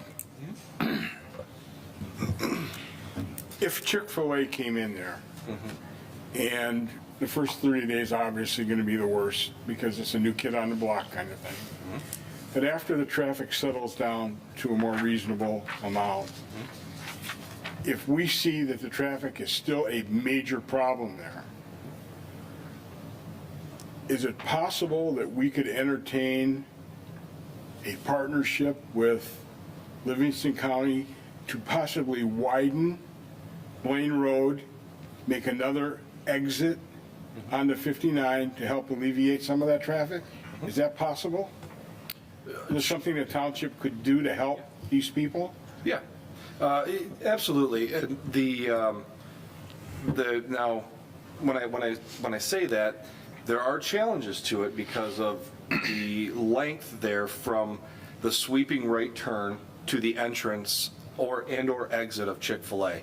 I think the going into Chick-fil-A is not a problem. I think the exit is the problem. So as a reference here, this, for lack of better terms, this triangle here, so this portion of the green area or green belt they'll call it, is MDOT property. Okay, so that being said, if you were to add an additional right-hand turn lane there, we would have to have some form of easement along here to, you're not gonna be able to push it over one lane or one car at a time. It would have to have some sort of a decel coming up to that, some sort of an area to stack a few vehicles, but absolutely the possibility exists of being able to widen it should that be warranted at the time. Absolutely. Yep. I would not be opposed to doing that.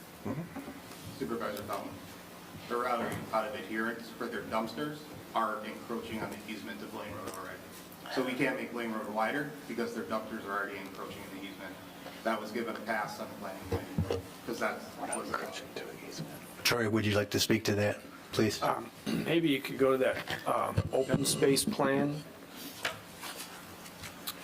So, okay, so you can see Blaine Road there, and then right next to the Blaine Road access, just north of that is the dumpster enclosure. So when you're talking about widening this, there's a huge variation in, well, how far are we going to widen this?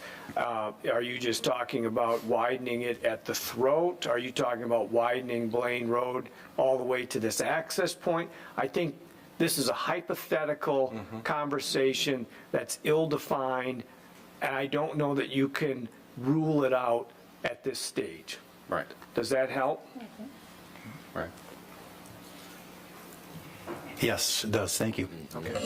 And just to reference off of this plan, you can see the gray shaded area here, which would be Chick-fil-A's property, and the white portion, if you will, that is MDOT right-of-way and MDOT owned property. So if you can envision, as we've said, the possibility of a separate lane here, that's going to be, I can't say that it's a possibility. I can't say that it's something that MDOT would do. Right. But it's a possibility and discussion we can have. Did that answer your question, Joe? It does. Okay.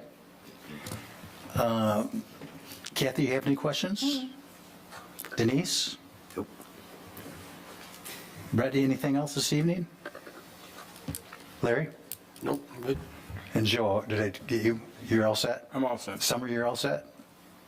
All right, I have nothing else this evening. Troy, anything else you have this evening?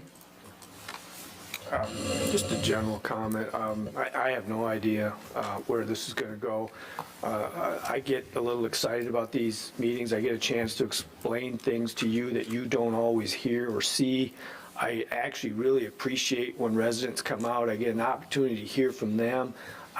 We're trying our best to balance their concerns, property rights concerns, traffic issues, all of these things and I know some of them have expectations of, you know, we need to do this, or you're not being heard. I can't say for sure we're going to meet those expectations, but I can honestly say those comments are being heard. Those comments are being looked at. There is attempts to do traffic mitigation on this. Thank you. First of all, I'd like to thank everybody that came this evening. Thank you for being polite, and it really means a lot to have a meaningful dialogue, and hopefully everybody got their answers that they had this evening. Anything else? If nothing else, at this point, I'll entertain a motion on the proposal.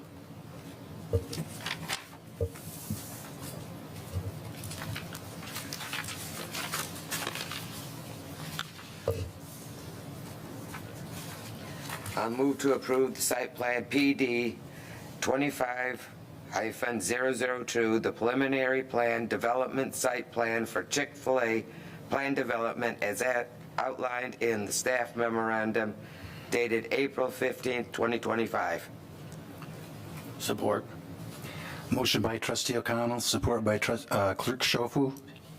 Any other discussion? Being none, all those in favor say aye. Aye. Those opposed, nay. Nay. Motion carries 6-1. Question. Yes. I want to make sure we answer Ms. McMullen. Does that motion, does it include reducing landscaping or as proposed? Is it possible, I wanted to mention something like that. I can amend it. Can you amend that when you come back for final, before you get to final? And even. We make a notation though in this. Please make a notation here that you want to see Recommendation a modified site plan, and when they come back for their final PD, and we don't normally see a site plan at that stage, however, it does occur if there's a slight variation that you'd want to see that at the final PD stage. Is that, we're kind of, we're going in a different direction. We are. Are you okay with that? I'm all right with it. Okay. Okay, so I'll make an amendment to the motion to have the planning commission look at reducing the amount of landscaping, the trees, to make it more visible for passing traffic. Good. Whatever that recommendation is. Great. Some are suggested 2/3 2/3 to 75%. reduction. So we don't have like a 3-page amendment? That was it. Recommend PC look at Okay. reducing landscaping And for then, better visibility. Larry, do you support that? Yes. As an amendment? Just one quick question on that. Didn't the planning commission postpone the landscaping final plan?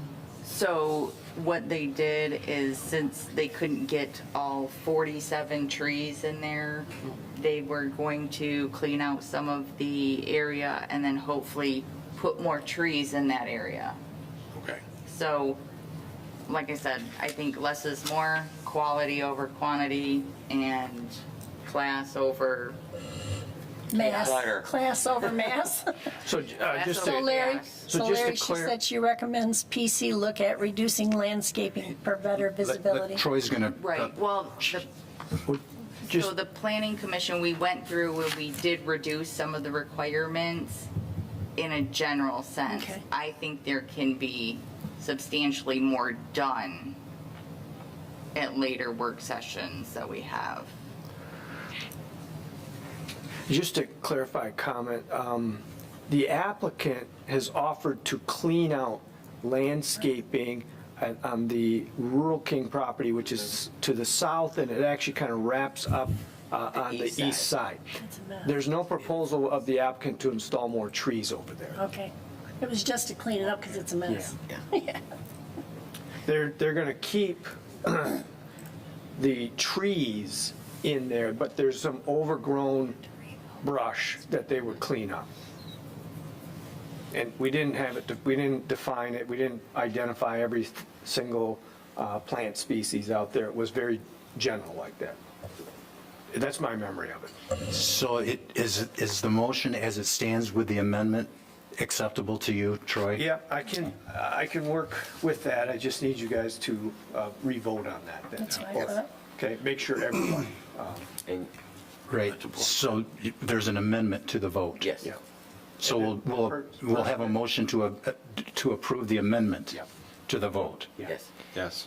as a separate, Yeah. okay. It'll be a separate vote.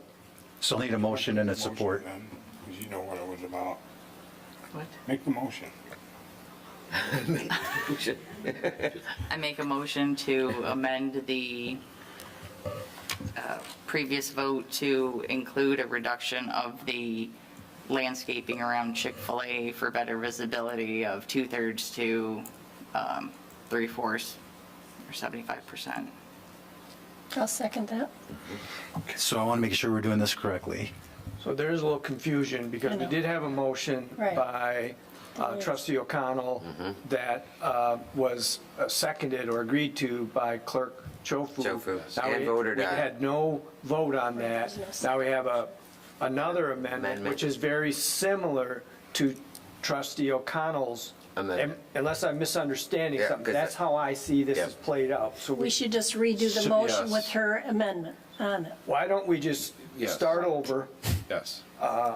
Just Or Denise, keep it simple. There we go. Start over, and everybody agreed to just clarify this for the record on the I just read it amendment, all over okay? with the amendment in it, Right. correct? Right. Okay. Move to approve the site plan PD 25-002, the preliminary plan, development site plan for Chick-fil-A plan development as outlined in the staff memorandum dated April 15th, 2025. Vote on that, or, okay. No. And then recommend the planning commission look at reducing the landscape and for better visibility of the building. Larry, second still? Yes. Okay. So we have a motion. First of all, do we have to strike the first one that we voted on? Correct. Yeah, those prior amendments. The prior motion is stricken. Not the motion on the approval, okay? Just the amendment. Just the added amendment, yep. Yes. Yeah, we've gotten sideways a little bit, We're I'm good. sorry.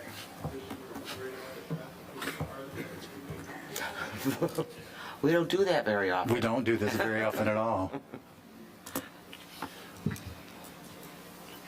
So I got to get it clear in my Larry, head. vote. Just all in favor? It's all going to be one vote. Right. She Yes. just Correct. read it. Just one, Okay. yep.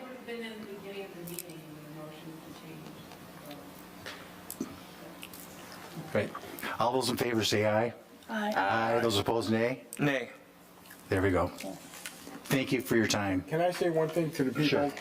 You have my word that I will bring it up if that traffic continues to be bad. Do something about Blaine Road. I'll bring it up. I won't forget. Just a quick comment, I'll see you guys fast. You have Heartland Glen that's been developed. You've approved apartments on 59. The township should invest in our own traffic study to understand if 59 can handle the amount of development that you guys have approved. That's what we're asking. Look at what you approved. Okay, so we have other business to do this evening.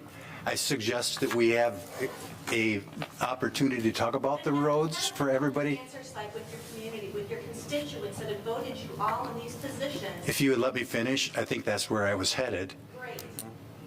Well, we have done road studies with MDOT, and we have done road studies with the county. And when was the last one? Well, there's one at least right now currently going on. The last one was done on Pleasant Valley Road with that development. And I don't want to get into an argument this evening. This is something that we could do at a call to the public or a work session.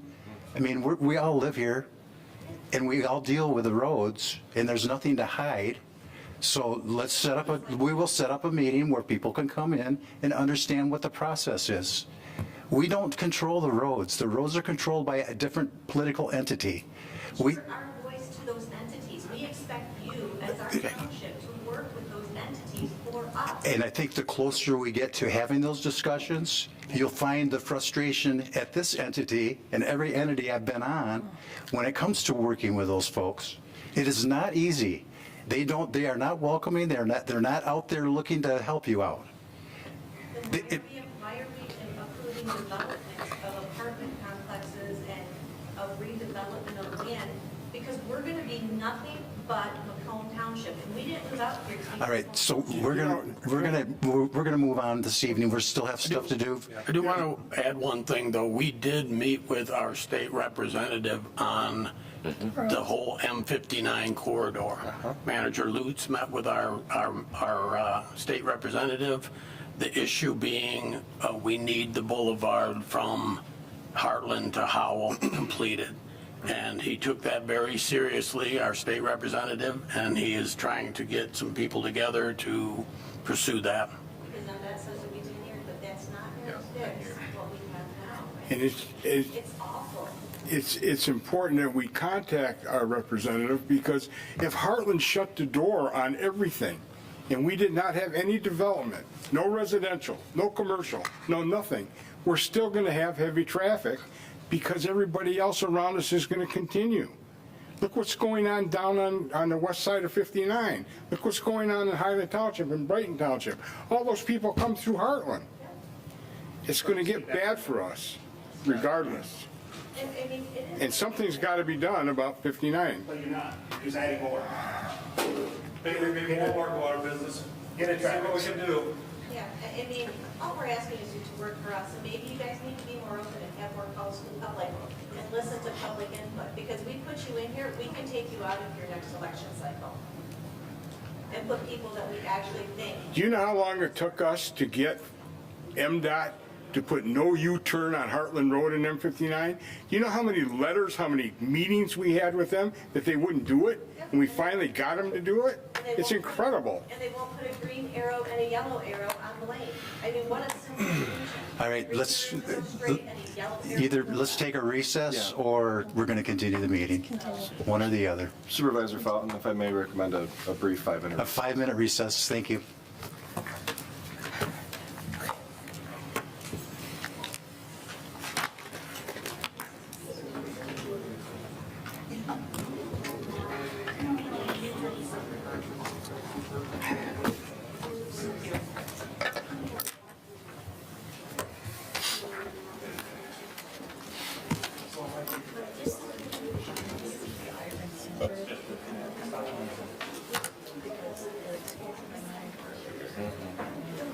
So I get to write that motion. We're still on TV. I probably spoke too much.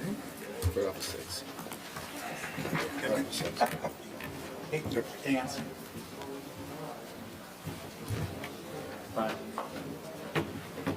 Thank you for your